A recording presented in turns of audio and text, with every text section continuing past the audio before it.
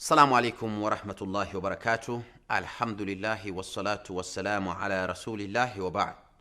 My brothers and sisters, as you go out there to call them to this unique religion, to this exclusive religion of Allah, Islam, as we know at the back of our heads, is the only religion that befits all human beings in as much as they do not want it.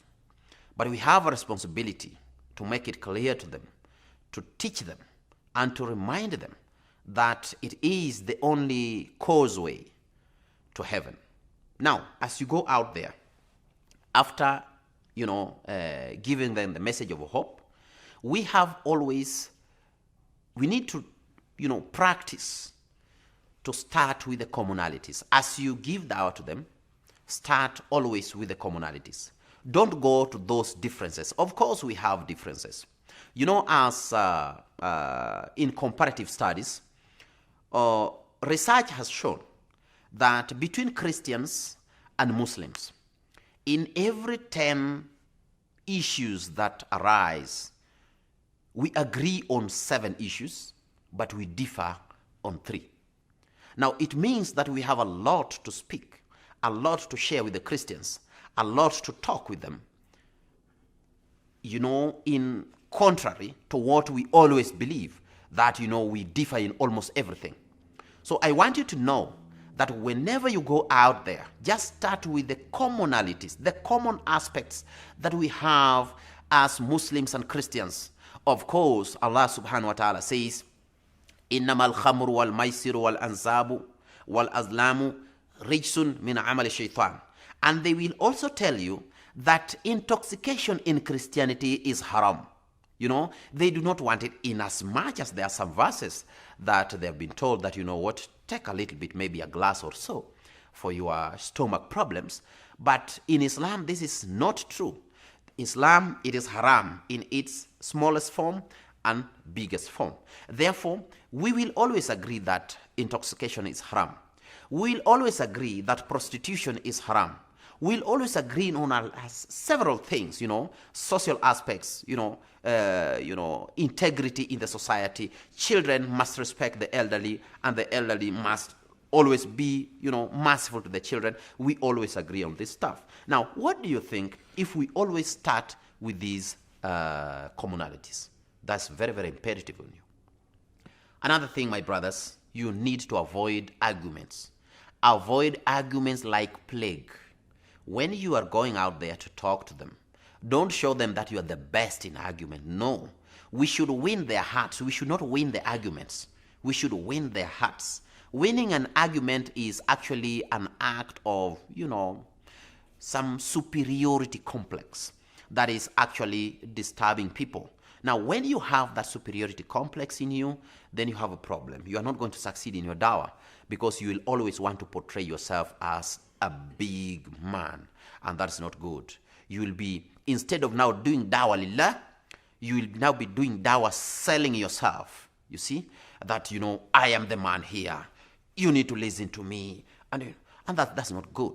So you need to do dawah to win the hearts, and you need to do dawah to actually convince Allah subhanahu wa ta'ala that you are doing the right thing. And He should be the one giving you tazkiyah, not me, not any other person. So avoid arguments in its whichever form, small or big.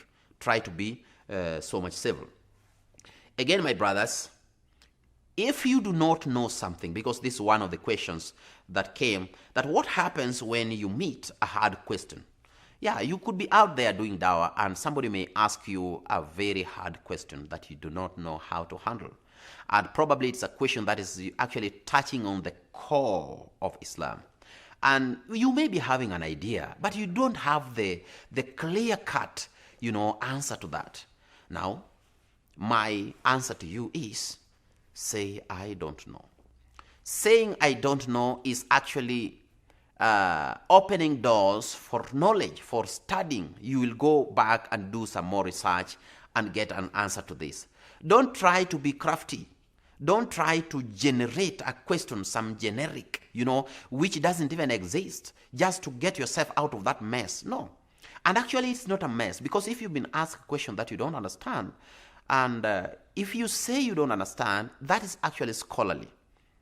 The ulama say, al-ilmu thalath, knowledge is actually three aspects. Ayatullahi al-mubayyina, sunnatu al-madhiya, wala adri. The ayat of Allah, the verses that were very, very clear in the Quran and all that, and the clear signs, inna fi khalqi samawati wal ardi wa ikhtilafi al-layli wan nahar la ayat. You see all this. This knowledge. Somebody can just see, what's happening in the environment and the global warming and how to fix it and all that. And, that's just good enough, Wasunatu ma'adiyah, and, Allah, the Prophet of Allah subhanahu wa ta'ala has taught us a lot of things, in every sphere, military, economics, academics, social life, everything. We have nothing left. Wala adri. And I don't know. So that's also an aspect of knowledge. If you say, I don't know, you are going to learn. And the particular person who is asking you that question will know. He will not antagonize you much more, because he knows that, he has said he doesn't know. Why do I have to pin him down if he doesn't know?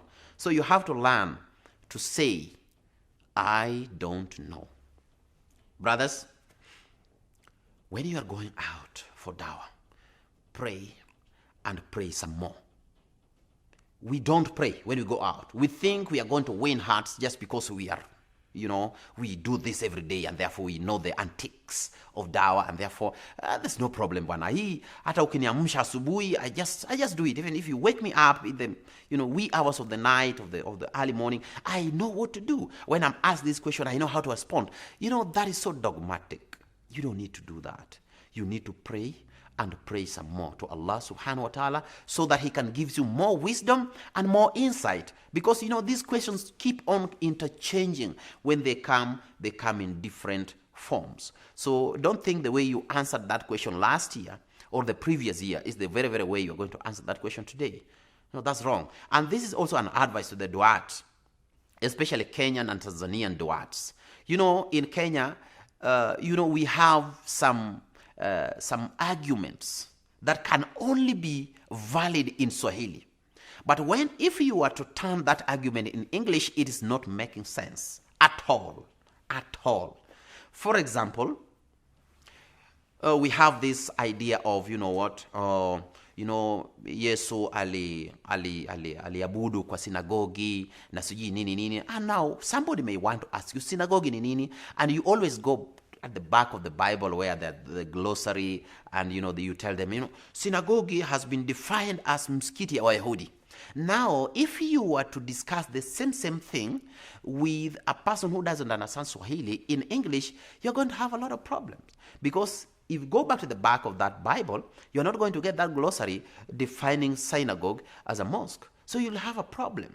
So I think you really need to pray more and get much more insight into how you are going to deal with this question in different localities. If you are in East Africa, at least you're safe. But what if you go somewhere in South Africa or in England? How are you going to argue that point out? You really need to pray to God to give you more insight. You have to be patient. As I conclude, you have to be patient with your audience. Try to absorb much more that you actually need to absorb, or else you're going to explode or implode, and that's not good.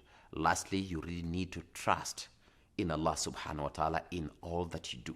Know that we have been given the mandate by Him, and He's going to give you izzah, and He saw by that in one of the hadith, as I conclude, when Allah told His Prophet sallallahu alaihi wasallam, in hadith that is narrated by Tamim al-Dari radiyallahu ta'ala anhu, min nabiyyi sallallahu alayhi wasallam, la yablughanna hadha al-amr ma balagha laylu wan nahar wa la yatruku Allahu bayta madarin wa la wabarin illa adkhalahu Allahu hadha ad-din bi'iz azizin aw bidhuli dalil.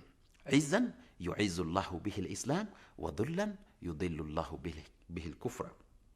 Bi'iz azizin Allah subhanahu wa ta'ala is going to give us izzah.